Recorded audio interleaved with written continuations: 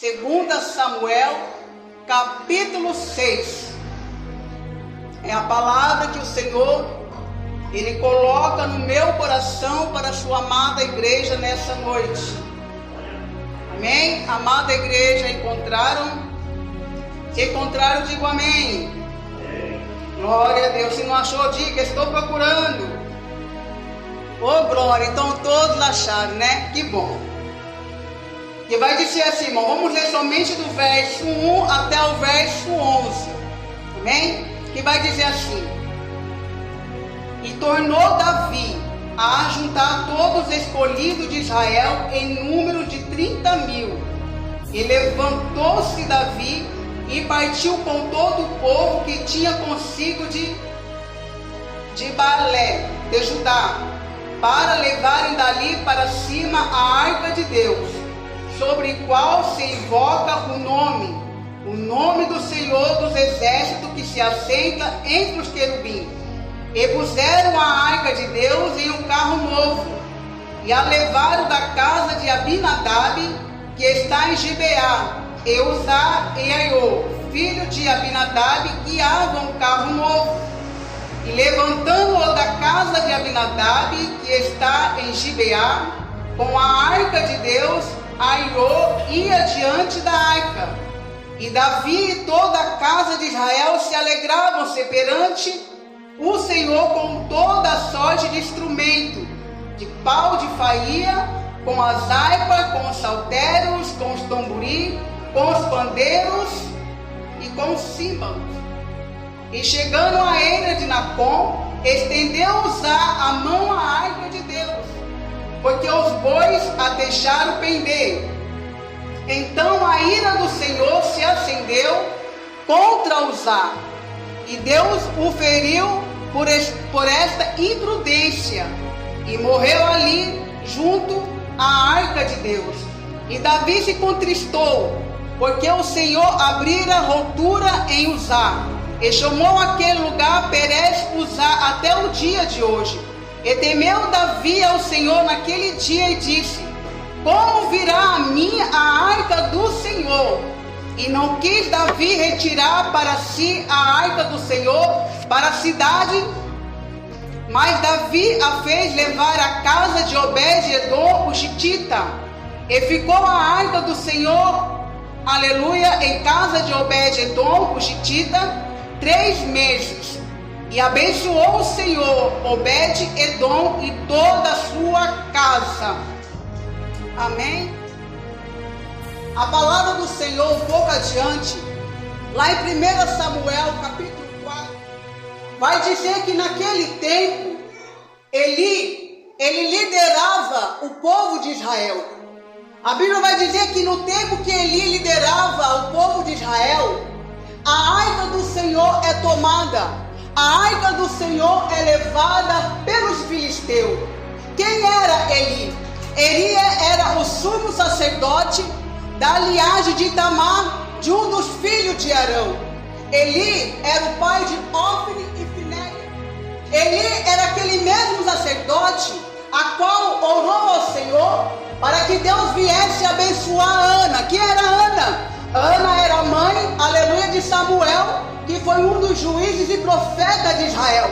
E a palavra amada do Senhor vai nos dizer: os filisteus se levantam para guerrear, para pelejar com Israel. E a palavra ela vai nos dizer que os filisteus eles vencem a batalha, Israel perde a guerra. A palavra vai dizer, amado, que nesse primeiro confronto dos filisteus com Israel, morrem aproximadamente 4.000 homens.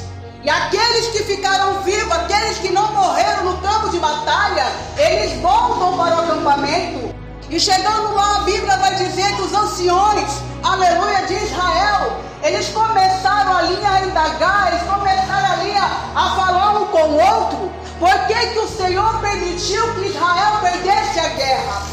Por que o Senhor permitiu, aleluia, que aproximadamente 4.000 homens viessem morrer na mão de seus inimigos? E a Bíblia vai dizer que ali aqueles anciãos falando entre eles chegam à conclusão que Israel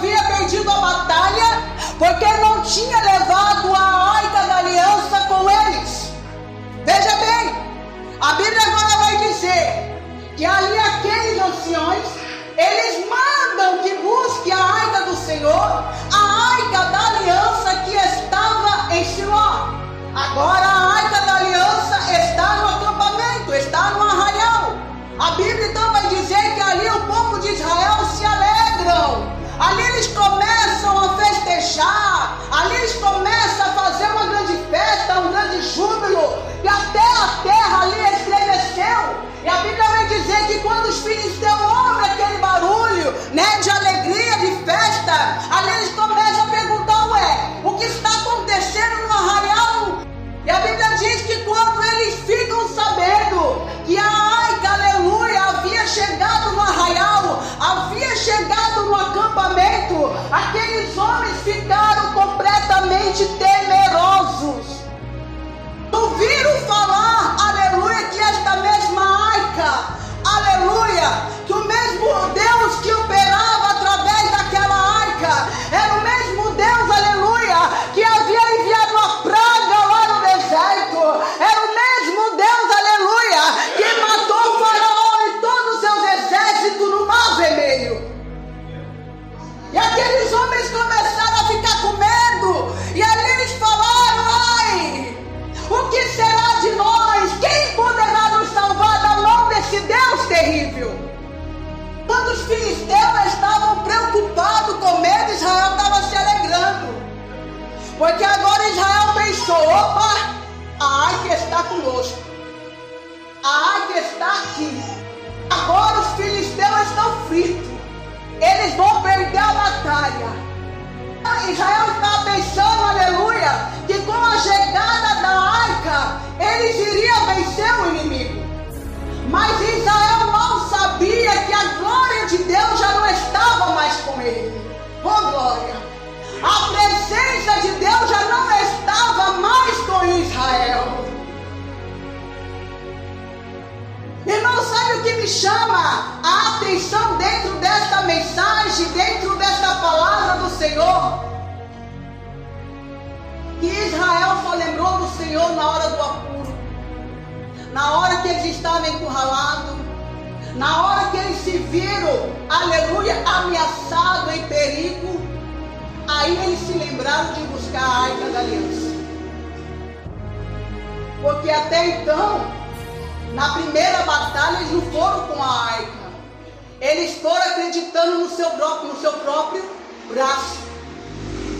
Mas quando eles viram que eles perderam a batalha, que agora eles estavam encurralados, eles trazem a arca da aliança. E não é diferente, igreja do Senhor. Não é diferente hoje em dia no meio da igreja, no meio das nossas vidas. Quantos só lembram de buscar a Deus, de buscar a tua presença, quando está passando pelo aperto, quando está passando pelo momento de dor, quando está passando por alguma adversidade? Porque quando está tudo bem, né? Quando a água não entra dentro do barco, nem lembra de Deus. Aí só vai lembrar de Deus quando a porta se fecha, quando o marido vai embora de casa, quando o filho começa a entrar no mundo dos crimes, começa a usar droga, quando tudo começa a virar pelo avesso, quando a enfermidade bate na porta, aí vai lembrar de Deus. Porque quando está tudo bem, nem se lembra de buscar a presença. Nem se lembra de buscar a presença de Deus para dizer: Tu és bom, Senhor, eu te adoro, como eu te amo, como eu preciso de ti, Tu és maravilhoso, Tu és o grande, não. Mas só lembra de buscar o Senhor na hora do aperto. Foi exatamente isso que Israel fez. E a Bíblia diz que agora Israel, aleluia, vai para a batalha, juntamente com os filisteus. E a Bíblia diz, amado, que Israel perde a batalha. Ué, mas eles não estavam com a arca? Irmão, a palavra dizer que a segunda batalha, aleluia, foi pior do que a primeira. Grande foi o estrago. O estrago foi pior do que a primeira batalha de Israel com o filisteu. Na primeira batalha, quando eles estavam em Araica, morreram aproximadamente 4.000. Já nessa segunda batalha, nesse segundo confronto, morrem 30.000 homens. 30.000 soldados caem feridos, aleluia, pela espada dos filisteus. Aí você me pergunta, mas como pode, irmão? Sabe o que eu entendo com a palavra do Senhor? Que nem sempre a presença de Deus é garantia de vitória. Nem sempre. Ainda mais na vida de crente rebelde. O meu Senhor, o Deus a qual eu sirvo e você serve, Ele honra quem honra Ele. Aleluia. Israel não estava mais honrando ao Senhor. Israel estava em pecado, estava em desobediência. Aí você me pergunta, mas missionária Nádia, mas por que eles perderam a batalha? Se vocês for leitores da palavra do Senhor, vocês vão ver, aleluia, quem era que estava carregando a arca? Quem é que estava levando a arca sobre os seus ombros diante da guerra? Quem? Ofni e Finéias, aleluia, os sacerdotes da casa do Senhor, os levitas que estavam ali cuidando da casa do Senhor. A Bíblia vai dizer, amados, que Ofni e Finéias eram filhos de Eli, como eu falei aqui no início da palavra. Eram homens a qual o Senhor designou a responsabilidade de cuidar da sua casa, de cuidar do seu templo, de cuidar da arca do Senhor, ou seja, de cuidar, de zelar pela presença de Deus. Mas nós vamos ver dentro da palavra do Senhor que estes homens adiante, eles eram conhecidos como filho de Belial, filho do diabo. Aleluia! Filho do diabo. Por que filho do diabo? Porque eles roubavam a oferta do Senhor. Eles roubavam aquilo que pertencia ao Senhor. A Bíblia diz, amado, que quando o povo ia levar as ofertas para o sacrifício, a oferta do Senhor, estes homens pegavam a porção que não era para eles. Esses homens eram corruptos, desobedientes. A Bíblia vai dizer que eles se prostituíam, tinha relação com as servas que iam para o santuário do Senhor. Olha só o tamanho da desobediência desse homem. Irmão, sabe o que eu entendo com a palavra do Senhor? Que o meu Deus não pode operar aonde há iniquidade, aonde há desobediência, aonde há pecado. Não tem como Deus operar. Aleluia. E a Bíblia agora vai dizer que ali Israel perde a batalha. Os filisteus pegam a arca do Senhor. E a Bíblia diz, amado, que ali sai o mensageiro anunciar, aleluia, sobre a guerra.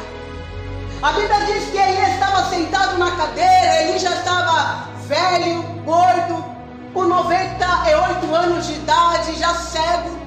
E ali Eli pergunta dos seus filhos. E aquele mensageiro vai dizer, olha, os seus filhos morreram na guerra. Ofni e Finéias morreram os dois juntos. Do jeitinho que Deus havia falado para ele anteriormente. Porque o Senhor havia enviado o mensageiro para orientar Eli a corrigir a sua casa, a corrigir os seus filhos, porque senão ele viria como juízo sobre toda a sua casa. Mas Eli não obedeceu à voz do Senhor. O Senhor chegou até mesmo a falar com Samuel, a mostrar a Samuel o que ele iria fazer. Samuel foi lá e entregou. Samuel ainda é menino. Foi lá e entregou a mensagem para Eli, mas mesmo assim ele não ouviu. E do jeito que o Senhor falou que Eli iria perder os dois filhos no mesmo dia, aconteceu. Por quê? Por causa da desobediência. diz que quando o mensageiro, ele fala para Eli que os filisteus levaram a arca do Senhor, irmão, a Bíblia vai dizer que o choque foi tão grande que ele cai de costa, e como ele era gordo, pesado, o seu pescoço quebrou e ele morre.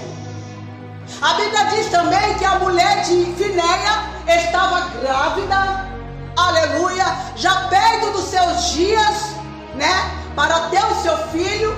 E quando ela fica sabendo que o seu esposo morreu, Finéias era esposo dela, e o seu sogro morreu, ela se entristece muito. Mas quando ela fica sabendo que a arca foi retirada, aquela mulher se encurva, ela começa a sentir muitas dores, e ali aquela mulher começa a entrar em parto. A Bíblia vai dizer, amado, que foi tão grande a tristeza daquela mulher, que as parteiras que estavam ali fazendo o parto dela, aleluia, foram falar para ela que era um menino, e aquela mulher não esboçou nenhum sentimento, ela apenas disse, Ícabo será o seu nome. Ícabo significa, foi-se a glória de Deus, porque aquela mulher estava entendendo que aquele mal sobreveio sobre Israel, sobre toda a nação, por causa de seu sogro e de seus filhos. Aqueles dois homens, eles levaram a Israel a desprezar as coisas de Deus. É forte, irmão. É forte. Eles levaram o povo a pecar. E por causa da desobediência daqueles homens, 30 mil homens morrem. 30 mil homens são feridos. E a Bíblia diz que agora a arca é levada. Os filisteus levam a arca para a cidade chamada Asdod. E ali a arca do Senhor é colocada diante do templo dos deuses dos filisteus, chamado Dagon, a qual da cintura para baixo era peixe e da cintura para cima era homem. Irmão, a arca para os hebreus, para o povo judeu, era um símbolo muito valioso, era um objeto de muito valor, porque a arca ela apresentava, aleluia, a aliança de Deus com os hebreus e também representava a presença do Senhor. E dentro da arca continha as leis do Senhor, as 2 tábuas com os 10 mandamentos, a qual o Senhor entregou a Moisés no Monte Sinai. Também dentro da arca continha um vaso com o maná, a qual o Senhor providenciou o maná no deserto para o seu povo. Olha só que Deus maravilhoso, né? Que até providencia maná. Esse é o Deus que nós servimos. Dentro dessa arca também tinha esse vaso com maná, a qual o Senhor providenciou para o seu povo. E também tinha a vara de Arão, aleluia, que floresceu. Então ali estava guardado esses itens.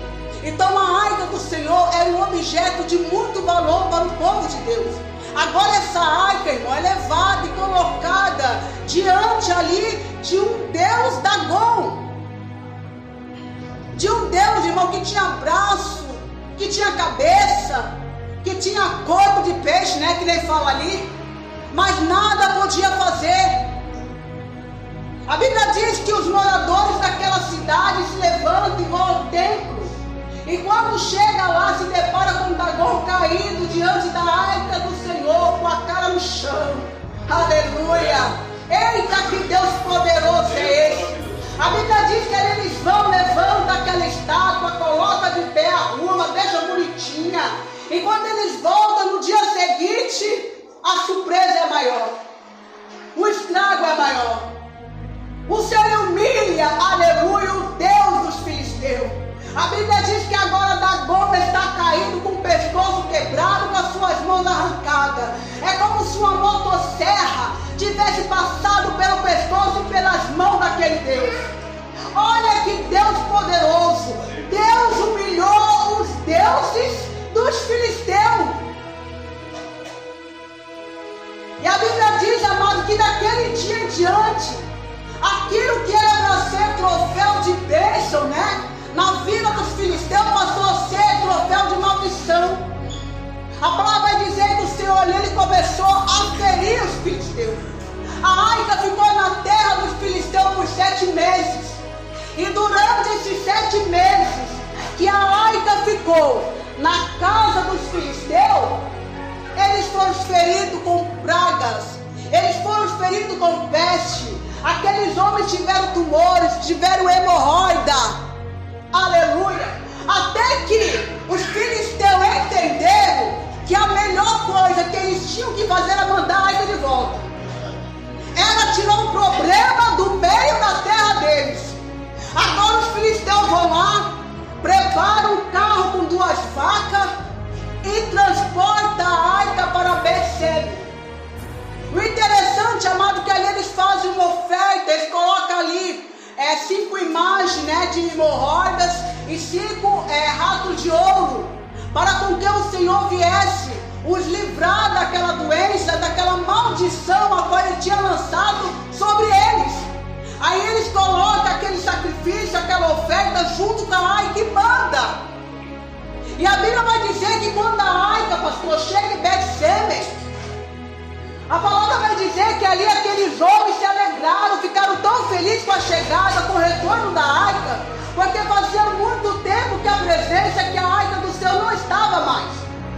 E quando a arca chega ali, a palavra vai dizer que aqueles homens ficaram tão felizes, mas tão alegres, que eles tiveram a ousadia de tirar a tampa da arca e olhar para dentro da arca. E quando eles fazem isso, a palavra vai dizer que a ira de Deus se acende. E ali acontece um grande desastre.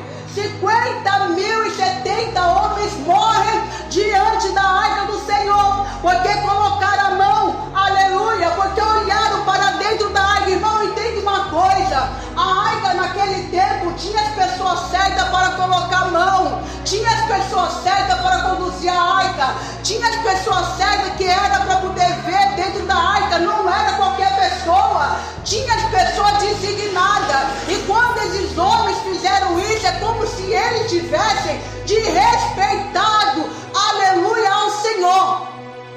E por isso o Senhor vai ali e fere esses homens. E a palavra agora vai dizer: os homens da cidade de Betsebe, eles ficam entristecidos e mandam a arca para outro lugar. Agora a arca vai parar na casa de quem? De Abinadab. E a Bíblia diz que a arca ela fica 20 anos na casa de Abinadab. 20 anos. E durante os 20 anos que a arca ficou na casa de Abinadab, você pode ler, você pode pesquisar na Bíblia, você não vai ver falar nada de bênção e nem de maldição. Durante 20 anos que a arca ficou na casa de Abinadab, nada aconteceu. E a palavra diz, amado, que quando Davi, ele sabe que a arca está na casa de Abinadab, Davi ele anseia pelo desejo de trazer a arca de volta para Jerusalém. E o que me chama, irmão, a atenção dentro dessa palavra, dentro dessa passagem bíblica, que a intenção de Davi foi boa. Davi, ele não queria governar que nem Saul. Saul no começo, se você for ver lá atrás, ele até tinha presença. Mas depois, por causa da desobediência de Saul, ele perdeu a presença. Aí ele começou a governar sem a presença do Senhor, aonde tudo começou a dar errado na vida de Saul. Mas Davi ele queria fazer diferente. Ele queria governar, aleluia. Ele queria subir em cima do trono com a presença do Senhor. Isso que Davi fez, louvado seja o nome do Senhor, foi muito bom. Eu creio que até o Senhor se alegrou, se agradou da atitude de Davi. Irmãos, que eu acho lindo em Davi, que Davi ele não se importava em perder o reinado e perder a sua coroa. Mas uma das coisas que Davi, pastor Rui, ele mais temia era de perder a presença de Deus. E quando hoje em dia, irmão, já não tem mais a presença, ei, Zele pela presença de Deus na tua vida. Zele pela presença de Deus. Zele pelaquilo a qual o Senhor lhe designou nas tuas mãos. Zele pela igreja, pelo local onde você está. Zele pelos pastores que têm cuidado da sua alma. Ei, zele. Honre a presença de Deus. Honre o chamado que Ele colocou nas tuas mãos. Não seja negligente com aquilo a qual o Senhor designou sobre a tua vida. Não seja negligente, aleluia, com a presença de Deus na tua vida, irmão. Oh, que Finéia, eles foram negligentes com aquilo que Deus havia colocado, posto sobre os ombros deles. E por causa disso, eles trouxeram maldição para a vida dele e para o povo de Israel. Irmão, quando nós somos negligentes com aquilo a qual Deus, pastor Rui, Ele coloca sobre o nosso ombro, sobre a nossa vida, nós trazemos morte para dentro da nossa casa. Nós trazemos maldição para dentro da nossa casa. O que era para ser bênção torna-se maldição. Deus estava lá no meio da guerra. A presença de Deus estava lá sim, mas não para dar vitória para Israel, mas para entrar com juízo, mas para entrar com a justiça. Irmão, nós estamos vivendo um tempo, nós estamos vivendo uma época, aleluia, nós estamos vivendo uma geração, irmão, uma geração que não se preocupa em buscar a presença de Deus, uma geração que quer só viver no oba-oba, uma geração que não quer buscar a santidade, que não quer ter uma vida de comunhão com o Senhor, uma geração, irmãos, que quer subir em cima do altar do Senhor em prostituição de qualquer maneira. Estamos vivendo uma época, irmão, muito ruim na terra, uma época que eu creio que quando o Senhor olha do céu, Ele sente vontade de vomitar. Hoje muitos não querem buscar a presença, mas querem viver amarrado na oração do pastor, mas querem viver amarrado na oração da irmã, do irmão. Não quer ter uma vida de intimidade, não quer zelar pela presença a qual o Senhor colocou na sua vida. O povo de Israel estavam com a arca lá, porém se esqueceram de buscar a direção, se esqueceram de buscar a presença de Deus. Irmão, quando nós não buscamos a direção do Senhor para fazer algo, aleluia, nós podemos ocasionar um grande problema sobre as nossas vidas. Aí muitas vezes as coisas acontecem e a gente não entende por quê. Aí começamos a questionar, mas por que sobreveio isso? Por que estou passando por isso? Por que a porta se fechou? Por que estou nessa situação? Por quê? Porque não orou, porque não pediu direção, foi fazer do teu jeito, foi fazer da tua maneira. Aí o mal vem e quer jogar a culpa em Deus. Deus não é culpado, irmão, pelas nossas ações, pela nossa atitude. O que acontece de ruim na minha e na tua vida é culpa minha, é culpa sua. O que está acontecendo com a humanidade, essas tragédias que está acontecendo aí que a gente está vendo, irmão, é o sopro de Deus na terra, tratando com o homem por causa da desobediência. É porque Deus é ruim? Não, Deus não é ruim. A sua bondade é muito grande. Mas é necessário Deus tratar com a terra. É necessário Deus fazer uma limpa para que haja um avivamento no meio do povo dele. Muito escândalo, muita brincadeira. O que mais você vê aí, igreja, é escândalo dentro das igrejas. É profanação, né? Coisas que vêm para escandalizar. E o Senhor não está se agradando disso. Então Ele vai descer com a justiça. Já está descendo com a justiça dele. Mas aquele, irmão, que é fiel ao Senhor, que é obediente ao seu Deus, que anda em santidade, que procura fazer a vontade do Senhor, que anda de joelho clamando pela sua nação, pela sua casa, que honra a presença de Deus, esses o Senhor irá guardar do dia mau. E ainda, irmão, que venha morrer, preste bem atenção, ainda que venha descer a sepultura no dia mau, pode ter certeza que estará com o Senhor. Aleluia. Louvado e agradecido seja o nome do Senhor. Pode ter certeza que estará com o Senhor e levará para si. Aleluia. E a Bíblia agora vai dizer que Davi vai buscar a arca. Davi ajuda ali 30 mil homens e vão buscar a arca. Só que a forma que Davi conduziu a arca foi errada. A intenção foi boa, mas a forma a qual ele conduziu foi errada. A Bíblia diz que quando ele chega na casa de Abinadab, eles pegam a arca do Senhor e transportam no carro de boi. Irmãos, escute bem. A arca do Senhor, que simboliza a presença de Deus, ela não é para ser transportada em animal. Concorda com isso?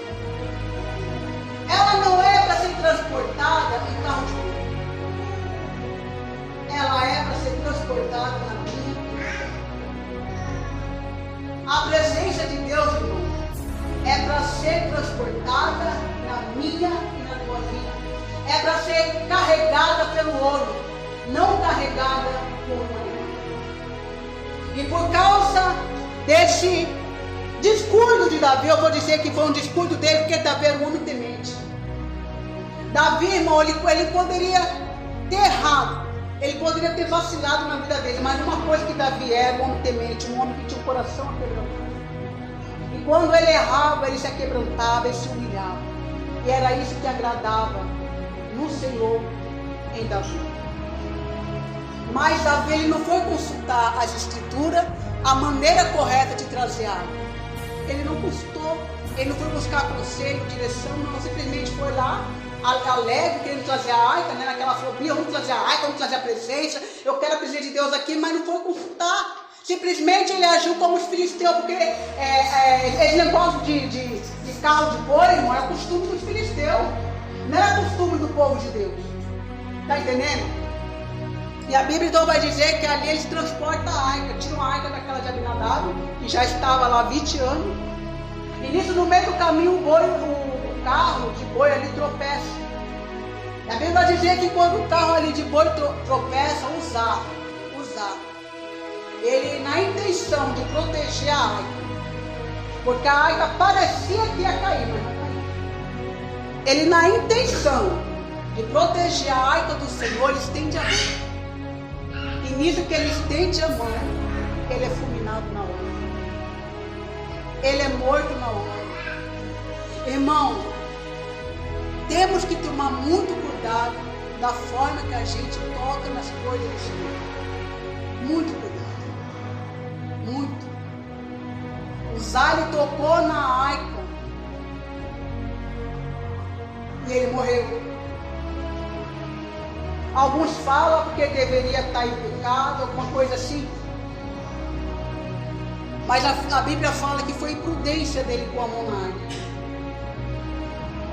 E muitas das vezes, irmão, a nossa forma de a gente carregar a presença do Senhor, fazer a obra do Senhor relaxadamente, pode trazer morte para dentro da nossa casa.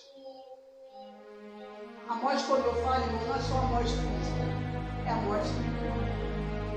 E a pior morte na vida do homem, da mulher de Deus, é a espiritual. É quando você não sente mais a graça.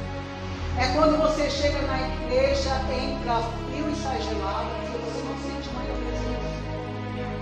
Essa é a pior morte que um homem pode viver, não a morte física, mas sim a espiritual. E isso, muitas das vezes, a falta de reverência com as coisas do Senhor, pode causar morte, pode causar sim maldição.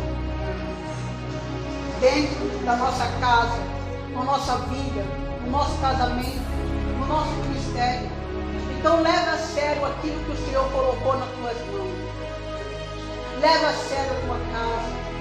Leva a sério o teu casamento. Leva a sério a tua vida com Deus.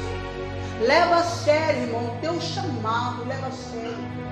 Tem muitos trocando o chamado, a presença do Senhor, por 4 minutos lá fora, por 5 minutos no Facebook, né?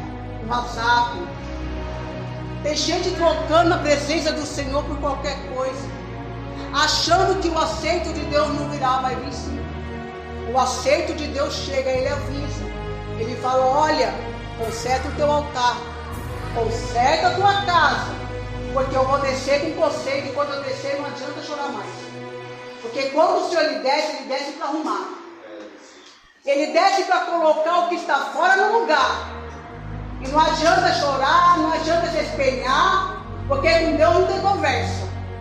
Porque Ele avisa antes: olha, conserta, endireita as suas veredas. E a pessoa não dá ouvido. Foi que nem quando o Senhor avisou para ele: olha, ele vai lá, conserta a tua casa. Ele não deu ouvido. O juízo desceu sobre a terra.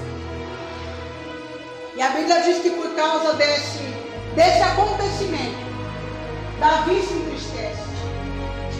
E Davi fala: e agora? Como que eu vou trazer a presença? Davi se entristeceu porque por causa de um descuido dele, alguém morre. Agora Davi ele pede para levar a arca para casa de Obed-Edom. Irmão, a Bíblia não fala, mas eu posso imaginar que quando a arca chega na casa de Obed-Edom, porque a Bíblia vai dizer que a arca ficou 3 meses na casa de Obed-Edom, e durante esses 3 meses que a arca ficou na casa de Obed-Edom, o Senhor prosperou a casa de Obed-Edom. O Senhor abençoou grandemente a vida, a casa de Obed-Edom. Deus mudou a história daquele homem de um dia para o outro. Quando a arca entrou na sua casa, eu creio, irmão, que quando a arca foi entrando, que Obed-Edom abriu ali as portas para a arca entrar, eu creio que o coração daquele homem se alegrou, irmão. Eu creio que dentro daquele homem ele jubilou de alegria, porque na casa dele não estava entrando qualquer coisa, mas estava entrando a presença do Senhor. Eu creio que aquele homem ele deu a total reverência que era para dar. Aquele homem ele honrou a presença do Senhor. Obed-Edom não teve a arca na casa dele simplesmente como um amuleto. Não, mas ele reverenciou, ele começou a buscar, ele começou a adorar. E conforme ele foi buscando, conforme ele foi dando valor à presença de Deus na sua casa, Deus foi trabalhando, Deus foi salvando a família. Alguns estudiosos dizem que a mulher de Obed-Edom não podia ser mãe, e ela passou a ser mãe. Deus abençoou toda a casa de Obed-Edom, porque ele deu reverência, ele honrou a presença do Senhor dentro da casa dele. Ei, quer ser abençoado, quer ver seu casamento restaurado, quer ver o seu esposo na presença do Senhor? Honre, aleluia, o Senhor. Traga a presença dele para dentro da tua casa. Irmãos, quantos meses falta para acabar o ano? Falta 3 meses. Quantos meses a arca ficou na casa de Obed-Edom e ele foi abençoado? 3 meses. Pela fé, eu profetizo que em 3 meses, antes, aleluia, de findar o ano, você vai viver o sobrenatural de Deus. A sua história vai mudar. O seu cenário de tristeza e dor vai mudar. Aquilo que você não viveu na presença do Senhor durante esses 3 meses, eu profetizo, toma posse, você vai vivenciar o seu milagre. Obed-Edom vivenciou o milagre porque eles honraram a presença do Senhor. O segredo, irmão, para viver o milagre de Deus é honrar a sua presença, é obedecer os seus mandamentos, é viver aquilo que o Senhor quer que nós viva na presença dele, é obedecer a liderança a qual o Senhor colocou para cuidar das nossas vidas. E quando nós começamos a fazer isso, automaticamente, irmão, a bênção do Senhor vem. Se vocês forem ver Abinadab, durante os 20 anos, né, que a arca ficou lá, nada aconteceu. Por quê? Porque Abinadab é aquele tipo de crente que está dentro da igreja, irmão, que não se preocupe em buscar, às vezes até busca, até ora, né? Às vezes até ali no ciclo de oração, mas nada da igreja é uma coisa, mas quando sai para fora é outra. Não leva a arca, não leva a aliança, não leva a presença com ele para onde ele vai, não leva a presença de Deus para o seu trabalho. Não! Na igreja é uma coisa, mas lá fora é outra. E quando já estão na casa do Senhor 20, 30, 40 anos, irmão, e nada acontece, nenhuma mudança, está do mesmo jeito, será que o errado é Deus? Será que Deus é tão ruim assim que não olhou para a vida desse Abinadab? Será, meu pastor? Não. Deus estava esperando só Abinadab vir buscar ele de todo o coração. Porque Deus estava ali com a mão estendida para abençoar. Ei, irmão, a palavra do Senhor diz que a mão do meu Senhor, ela não está encolhida. Entenda isso. A mão de Deus não está encolhida para que não possa abençoar o seu povo, para que não possa abençoar a minha e a tua vida. Não, a mão dele está assim, ó. É nós que saímos debaixo da mão poderosa dele. E os seus ouvidos não estão tampados para que não possa ouvir a tua oração. Ele está bem atento, ele só está esperando você. Deus estava só esperando Abinadab vir de todo o coração, mas ele não vinha. Por isso que não havia mudança na sua casa. Mas Obed-edom foi diferente. Quando a arca chegou, ele se colocou, ele começou a ir a buscar a Deus. E o Senhor começou a trabalhar na casa dele. Ei, qual é a categoria que você está? Você é um Abinadab ou você é um Obed-edom? Quantos Obed-edom tem aqui? Levanta a mão. Meu Deus, cadê os Obed-edom? São poucos Obed-edom, os demais de Abinadab. Eu só vi 3, 4 aqui levantando a mão. Os demais de Abinadab? Não, irmão. Não queira ser um Abinadab, seja um Obed-edom. Um homem que teme ao Senhor. Um homem que dá honra, que venera, que almeja a presença do Senhor. Eu não quero ser um Abinadab, muito menos um homem. Mas eu quero ter na minha vida a essência de Obed-edom. A Bíblia diz que quando Davi, irmão, para encerrar, não vou cansar os irmãos, porque até não sei até que hora vai. A Bíblia diz que quando Davi, ele fica sabendo, tem um relógio ali, né? Ele fica sabendo que a casa de Obed-edom estava sendo abençoada, Davi se alegra. Ele fala, não, vamos fazer, não, vamos buscar a presença de Deus, não quero a presença de Deus aqui. Só que dessa vez, irmão, Davi ele faz certo. Dessa vez, sim. Davi agiu certo. Eu tiro o chapéu para Davi agora. A Bíblia diz que ele vai, chama os levitas, né, as pessoas que eram preparadas para trazer a arca, os levitas, os sacerdotes. Ali ele manda eles se santificarem. Porque para tocar na arca, né, de qualquer maneira, tinha que santificar.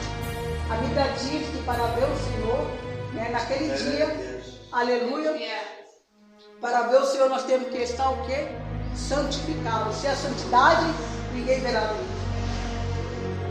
E aí ele chama os homens para se santificar, para se purificar, para poder buscar a arca. Agora Davi vai na casa de Obed-edom e pega a arca e traz a arca, os levitas conduzindo. Irmão, a arca era transportada no ombro, né, dos levitas. Tinha 2 varas que eram colocadas nas argolas e na arca. Eles transportavam, iam marchando. Entendeu? Eles iam marchando levando a arca. Não era qualquer um que podia transportar a arca. Era somente os levitas, aqueles que tinham sido designados para essa missão. Agora Davi ele fez certo. E conforme eles iam transportando, levando a arca, a Bíblia diz que eles faziam festa, sacrificavam, adoravam. Davi dançou na presença do Senhor. Irmão, você não está proibido de dançar, de se alegrar na presença do Senhor, porque aonde a presença dele está, irmão, alguma coisa acontece. Aleluia. Aonde a presença do nosso Pai está, aonde houver enfermidade, aonde houver tristeza, aonde houver, aleluia, angústia, aonde houver um espírito de opressão, ela tem que bater de retirada. Sabe por quê? Porque não suporta a presença do papai. Aleluia. Então nessa noite começa a atrair a presença do papai sobre a sua vida. Faça como Davi, irmão. Aleluia. Anseie pela